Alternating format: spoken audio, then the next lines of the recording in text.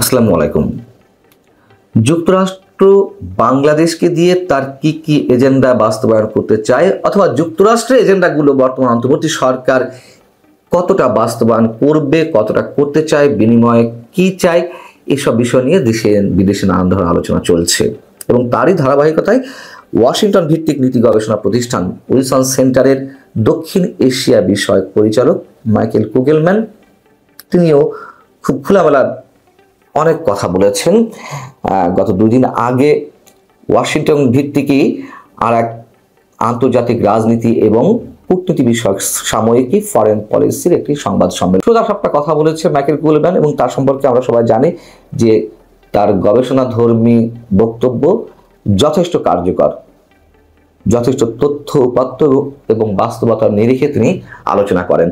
তিনি যেটি বলছেন যে মার্কিন প্রেসিডেন্ট ডোনাল্ড ট্রাম্পের প্রশাসন এই মুহূর্তে বাংলাদেশের গণতন্ত্র এই বিষয়টি নিয়ে তেমন কোনো আগ্রহ দেখাচ্ছে না, আগ্রহ দেখানোর কোনো কারণও নেই এবং বাংলাদেশের রাষ্ট্র গঠনে যুক্তরাষ্ট্র যে অর্থ ব্যয় করে আসছিল, নানানভাবে বিভিন্ন সেক্টরে আর্থিক সহায়তা দিত, সেটি বিষয়েও তাদের আগ্রহ একেবারে তলাইতে এবং এটাই বাস্তব। বরং যুক্তরাষ্ট্র কি চাইছে, মাইকেল কুগেলম্যান বলছেন যুক্তরাষ্ট্র তার বাণিজ্য এবং ভূ রাজনৈতিক প্রতিদ্বন্দ্বিতার স্বার্থের জায়গা থেকেই বাংলাদেশকে ব্যবহার করতে চায়। বিশেষ করে বাণিজ্য ইস্যুতে তিনি বলছেন যে যুক্তরাষ্ট্র সারা বিশ্বের বিভিন্ন রাষ্ট্রের উপরে যে নতুন শুল্ক আরোপ করলো তার ধারাবাহিকতায় বাংলাদেশের উপরে যে 37% শুল্ক আরোপ করেছে, এটি বাংলাদেশের জন্য কঠিন বাণিজ্য নীতি হয়ে দাঁড়িয়েছে। সেই জায়গা থেকে আলোচনা চলছে, সে বিষয়ে পরে আসছি এবং অবশ্যই তার যে ভূ রাজনৈতিক স্বার্থ সে বিষয়েও নিশ্চয় কুগেলম্যান খুব খোলাসাভাবে কথা বলেছেন। তার আগে কয়েকদিন আগে মার্কিন পররাষ্ট্রমন্ত্রী মার্কো রুবিও এবং আমাদের প্রধান উপদেষ্টা ডক্টর মোহাম্মদ ইউনূসের মধ্যে যে ফোন আলাপ হলো সেটি নিয়েও বিভিন্ন মহলে নানান ধরনের আলোচনা চলছে। কেউ বলছেন যে মার্কো রুবিও ভারতের পক্ষ হয়ে প্রধান উপদেষ্টা ধমক দিয়েছেন, আমি জানি না। তবে আমি যেটি আলোচনা করার চেষ্টা করছিলাম ওই দিনই যে যুক্তরাষ্ট্র নিঃসন্দেহে করিডোর ইস্যু, চট্টগ্রাম বন্দর এবং ভূ রাজনৈতিক নিরাপত্তা, কোন নিরাপত্তা, তাদের স্বার্থে যে নিরাপত্তাটি কাজ করছে অর্থাৎ চীনকে মোকাবেলা করার ক্ষেত্রে তাদের যে কৌশল সে বিষয়ে নিশ্চয় কথা বলেছেন এবং সেটি মাইকেল কুগেলম্যান স্পষ্ট করেছেন। মানুষের সন্দেহ ওই দিন কেন তৈরি হয়েছিল যে মার্কো রুবিও কি কথা বললেন, যারা বলছেন ধমক দিয়েছেন, এটিও তাদের মনে করার কোনো ক্ষেত্রে যুক্তি থাকতে পারে। তার কারণ প্রধান উপদেষ্টা প্রেস উইং থেকে তো কোনো কিছু স্পষ্ট করা হয়নি, যেখানে মার্কিন স্টেট ডিপার্টমেন্টের ওয়েবসাইটে তুলে ধরা হলো যে কি বিষয় আলোচনা হয়েছে এবং সেখানে স্পষ্ট যে আঞ্চলিক নিরাপত্তা, ভূ রাজনৈতিক নানান বিষয় এবং অর্থনৈতিক বিভিন্ন দিক নিয়ে আলোচনা হয়েছে। সেটিকে কেন্দ্র করে মাইকেল কুগেলম্যান বলছেন উভয় দেশের পক্ষ থেকে ওই ফোন আলাপের যে বিবরণ প্রকাশ করা হয়েছে তাতে স্পষ্ট হয়েছে যে ওয়াশিংটনের কাছে এখন ঢাকার সঙ্গে সম্পর্কের গুরুত্ব বাণিজ্য ও আঞ্চলিক বৃহত্তর শক্তিগুলোর সঙ্গে পাল্লা দেওয়ার ক্ষেত্রে, প্রতিযোগিতার ক্ষেত্রে, এবং এটাই স্পষ্ট, কোনো ধরনের ভুল নেই।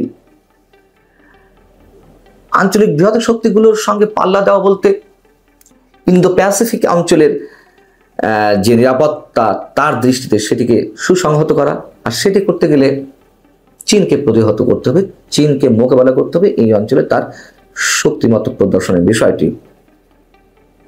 মাইকেল কুগেলম্যান আরো একটি খুব গুরুত্বপূর্ণ বিষয়ে কথা বলেছেন, সেটি হচ্ছে বাংলাদেশ এ যাবৎ জোট নিরপেক্ষ পররাষ্ট্র নীতিতে জোর দিয়ে আসছিল, সেটাই তাদের নীতি এবং সেই নীতিতে তারা অটল ছিল।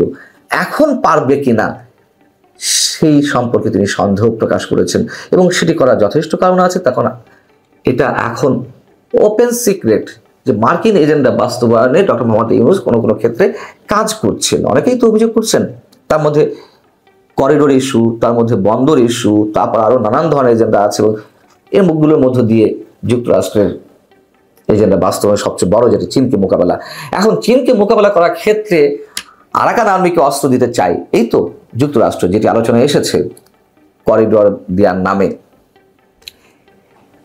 এবং আমাদেরকে বোঝানো হচ্ছিল যে রোহিঙ্গা প্রত্যাবাসন সহজ হবে, কিন্তু আরাকান আর্মির বিরুদ্ধে যুদ্ধে অধিক সংখ্যক বেসরকারি সদস্য চীন মিয়ানমারে পাঠাচ্ছে, এ খবরও আমরা জানি। সেই জায়গা থেকে বাংলাদেশ নিশ্চয়ই জোট নিরপেক্ষ নীতিতে অটল থাকতে পারছে না।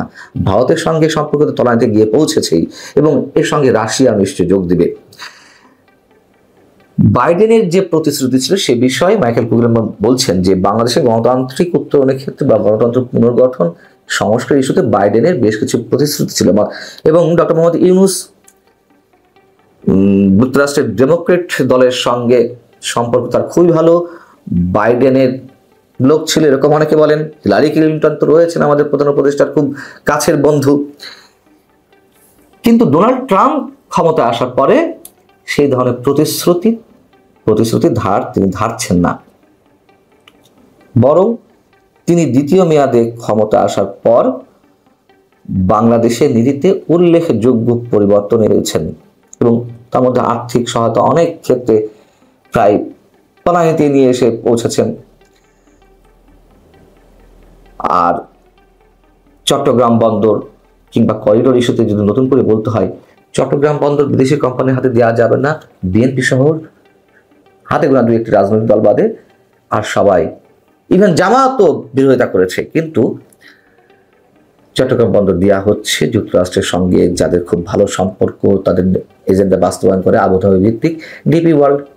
কিন্তু সন্দেহের যে জায়গাটি তৈরি হয়েছে, ডিপি ওয়ার্ল্ডকে দেওয়া হবে এটি কনফার্ম মানে তারা দিতে চাই, স্ট্রং পজিশন রয়েছে, নীতি অটল রয়েছে ডক্টর মোহাম্মদ ইউনূস সরকার। কিন্তু সাইফ পাওয়ার টেক লিমিটেডের সঙ্গে চট্টগ্রাম বন্দর পরিচালনার চুক্তি শেষ হয়ে গেছে।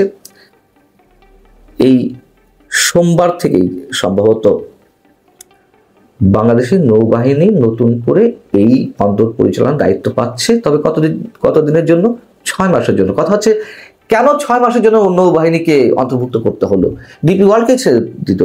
আমরা জানি ডিপি ওয়ার্ল্ডের 37 জন কর্মকর্তা, এর মধ্যে আবার অধিকাংশ ভারতীয়, তারা আরো 15-20 দিন আগে বাংলাদেশে চলে এসেছে, চট্টগ্রাম বন্দরে প্রবেশ করেছেন, তারা খবরদারি করছেন, তারা তাদের নিজেদের মতন করে কোথায় বসবেন, কোথায় কাজ করবেন, রুম কক্ষ এগুলো বুঝে নিয়েছেন। শ্রমিকদের উপরেও তারা নানান ধরনের খবরদারি করছেন। কিন্তু তাহলে কেন নৌবাহিনীকে জড়ানো হলো? খুবই রহস্যজনক একটি বিষয়। আর করিডোর, যদিও প্রধান উপদেষ্টা তার ভাষণে বলেছিলেন যে চিলে কান নিয়ে যাওয়ার মতো অবস্থা যারা করিডোর নিয়ে কথা বলছেন,